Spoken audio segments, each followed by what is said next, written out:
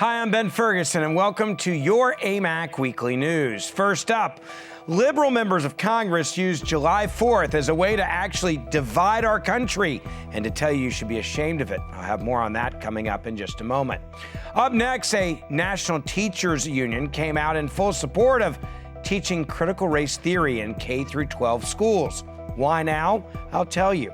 And finally, AMAC CEO Rebecca Weber is here with an update for AMAC members about the 4th of July and the lack of pride that so many have in this country. But first, a quick reminder, if you haven't shared this video, make sure you share it right now with your family and friends. Your AMAC Weekly News starts right now.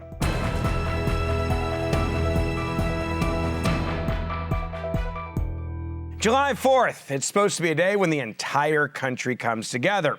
And as the rest of the country actually celebrate our great nation, liberals decided, it's a good day where we should all get divided. July 4th, it's a day that we should make sure that you have to pick sides on the issue. I'm not kidding. One such divider is Representative Maxine Waters. She's actually a member of Congress, and she took to Twitter on the 4th of July with an anti-American rant she decided to share with the world. She began by writing this: July 4th, and so the Declaration of Independence says all men are created equal. Equal to what? Question mark. What men? Question mark. Only white men? Question mark. Isn't it something that they wrote this in 1776 when African Americans were enslaved? Question mark. They weren't thinking about us then, but we're thinking about us now. And she didn't stop there. She continued with this rant by writing this. Quote, further, the Declaration of Independence says we hold these truths to be self-evident, yet 17 states have enacted voter suppression laws. Supreme Court gutted Section 5 of the Voting Rights Act. George Floyd, Breonna Taylor, Michael Brown, Sandra Bland, Tamir Rice, need I say more? Hashtag July 4th. Isn't it amazing that we have members of Congress who are now actively tweeting out on July 4th their anti-American hatred? And if you think those comments are sickening, just wait until you hear what Democratic Representative Cori Bush had to say on July 4th as well. Quote, when they say that the 4th of July is about American freedom, remember this. The freedom they're referring to is for white people. This land is stolen land, and black people still aren't free. Now, Bush decided to add this to her first hateful tweet by also writing, quote, we know what our own freedom looks like in the slavery permitted under the 13th Amendment, in the war on drugs, in police violence, in health care, housing, and education apartheid. We are the experts on our own liberation, and we won't stop until it's won. Now, what makes all of this worse is the fact that, one, the media did not make them clarify their remarks or even ask other Democrats if they were going to denounce these remarks. And the White House actually refused to denounce any of this anti-American rhetoric on July 4th. Yes, the White House is backing these anti-American activists within their own party. Now, there is some good news. There are some still good people in this country, good patriots who actually love America. Take a look at what happened the day before July 4th at a Walmart in Texas.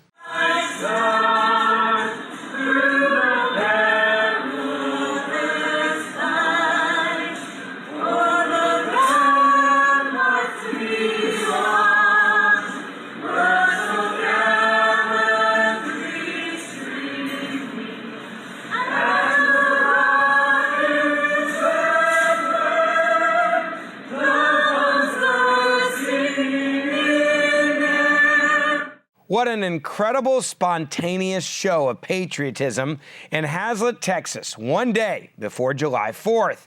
This is what our country should be all about. We should be celebrating. We should be proud of this country. And it is a country that offers all of us freedom. It's time to end the anti-American rhetoric we're seeing from the left, and they need to do it right now. You probably heard a lot about something called critical race theory. It is a way to indoctrinate children to believe that you should apologize for the color of your skin. It's It's a way to divide this country. Now, critical race theory continues to infiltrate classrooms now as the National Education Association decided to openly promote this idea.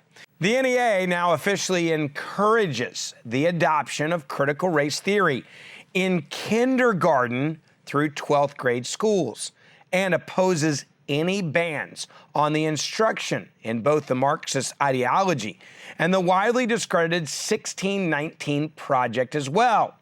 Now, during the assembly, new business item number 2 actually dismissed the outrage of grassroots parents claiming, quote, this: the attacks on anti-racist teachers are increasing, coordinated by well-funded organizations such as the Heritage Foundation.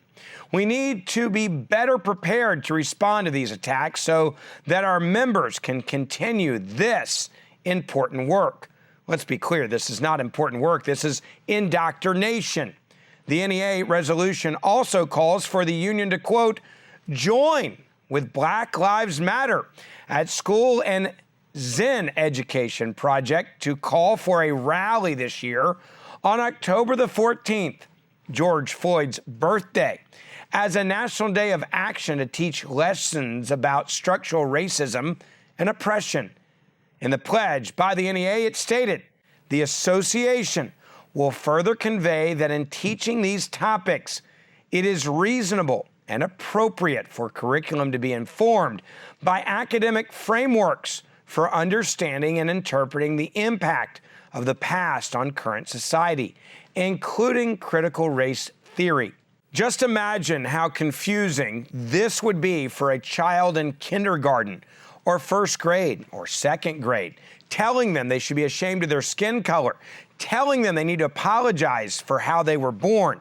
Now, as this movement continues in its attempt to indoctrinate our children, there are influential individuals who are actively fighting back. One such individual is Dr. Ben Carson, who said this in his definition of critical race theory. It's an attempt to use race as a mechanism for redefining our society, redefining what it was based on and how it impacts everybody. And it wants our people to believe that your race is the most critical determinant of who you are and what happens to you in our society. In other words, it's a bunch of garbage. Dr. Carson is absolutely right. This ideology, this indoctrination is complete garbage and it will ruin America. Now, thank goodness parents are starting to fight back. In fact, one of those parents is a Rhode Island parent who actually attempted to just ask questions about whether her kindergartner would be subjected to critical race theory. Her child's public school actually attempted to sue her. Take a listen to what she had to say in an interview with Fox News. Right, yeah, and the school told me to submit these public records requests because they wouldn't answer my questions directly via email or on the phone. And of course, I submit them and now they want to sue me. Now that I've been getting my responses from them, they're either telling me that they don't have documents to answer my questions, or they're telling me that my requests are unclear. So now I'm very happy to have attorneys from the Goldwater Institute to help me out here, because I am led to believe that now the school is engaging in a pattern of obstructionism to prevent me from accessing the information that I have a right to know. If there's anything that is clear from this critical race theory indoctrination, it is this. It is time for Americans, former teachers, those that are retired, people that maybe don't even have kids in the public schools, to get off their rear ends and start running for their local school boards before all of our children are indoctrinated in this type of propaganda. Now, the left continues to distort our history in order to make it fit their narrative. They're attempting to turn some young Americans into victims and make others feel guilty for things they never did. This has to stop. And it's up to us to not only fight back in order to protect the future of our nation, but it's up to us to run for these offices and take back our school boards. July 4th is a day traditionally in the United States of America where everyone comes together and celebrates the United States of America, our freedom, our democracy, and being the greatest nation in the world. But that seems to be changing very quickly, and it seems to be changing at the hands of Democrats who are actually elected officials who decided to take July 4th as a day to denounce America, attack America, say that you should be ashamed of America. Why is this happening? Joining me now to talk more about this is AMAC CEO Rebecca Weber. Rebecca, I appreciate you coming on. In so many parts of America, there was still traditional celebrations. But in big cities in America, there was chaos and anarchy. And many politicians, and the White House has not had to answer for this, were actually attacking the United States of America, which they represent, on July 4th. Your reaction to something I thought we would never see. Yeah, it's very sad. You know, we see so much negative press too in the media. The media tends to drive this sort of narrative. And then when you hear of people like Jeff Bezos that says the Declaration of Independence is nothing more than a list of complaints, or MSNBC the host that tweeted, the fact that I'm appalled at how many people are flying their American flag. I mean, it just sounds crazy, Ben. It really sounds crazy. It's really no surprise. Biden is no moderate, and American people are seeing it. And I hope that in the 2022 midterms, that all of this really comes back to bite them, because this is not the American spirit, and this is not what Americans want. They just don't. Our members are clear about that. Yeah, you look at the poll numbers right now. We have the lowest number of Americans in the 30% area nationwide that say they are proud of the United States of America. And this is how you indoctrinate and change a country in one generation, which is exactly what critical race theory is about. It's about making you ashamed of this country and wanting to divide this country. You see what these lawmakers are now doing, telling you that America really is not a great nation. And I even warned about this with Juneteenth. I was in favor of Juneteenth becoming a holiday. It is something we should celebrate, the last slaves finding out that they are free men and women in America. That is worth celebrating. It should be a national holiday. But I warned people. I was afraid that there was then going to be a divided moment in this country where politicians said, no more to July 4th. This is our new day, and we're going to divide a nation based on race. And that seems to be exactly what the left is trying to do now. It really, really is. I mean, you mentioned critical race theory, another weapon that the left is using to further divide people.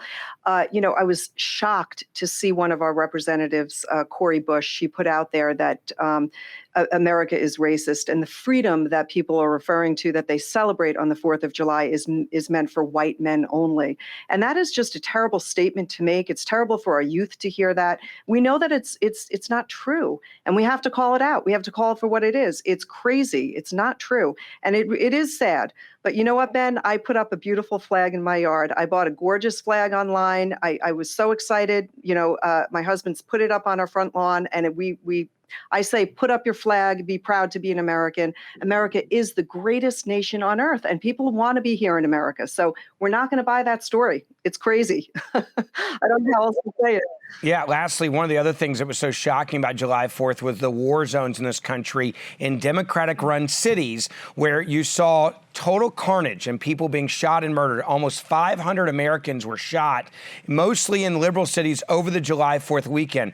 100 almost in Chicago alone. The mayor in Chicago, Lightfoot, said, if you criticize me, you're criticizing me because I'm a woman, which means you're sexist, or because I'm African-American, which means you're racist. No, people are criticizing you because almost 100 people were shot in your city.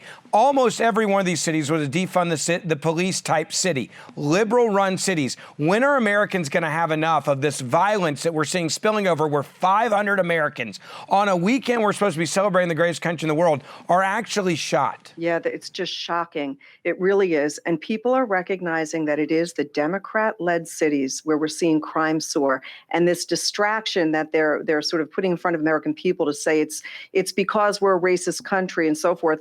American people are not buying it. More and more polls are showing that Americans are not embracing this extreme left ideology. Again, I said Biden is not a moderate. He lied to the American people when he said, "Do I look like a radical socialist?" Well, yes, you do, Mr. Biden. You look like a radical socialist, as do many of the Democrats today.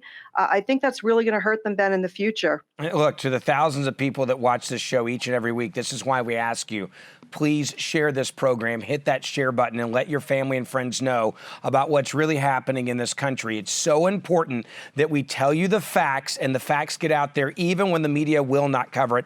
Rebecca, I appreciate you so much coming on AMAC Weekly News. And again, as you've said time and time again, AMAC is going to continue to fight to make sure that we have pride in this country, but also we have law and order, and I appreciate your leadership on this. Thank you, Ben. Like I said, if you haven't shared this program with your family and friends, it is so important that you hit that share button right now and share this program. We're up against big tech. We all know that. So without you, we cannot reach the masses. So please hit that share button right now. Also, it's so important now more than ever that you continue to be a member of AMAC. And if you've never joined AMAC, join AMAC right now. It is easy to join, and you'll be joining millions of other Americans that are willing to fight back and protect and defend our freedoms in this country.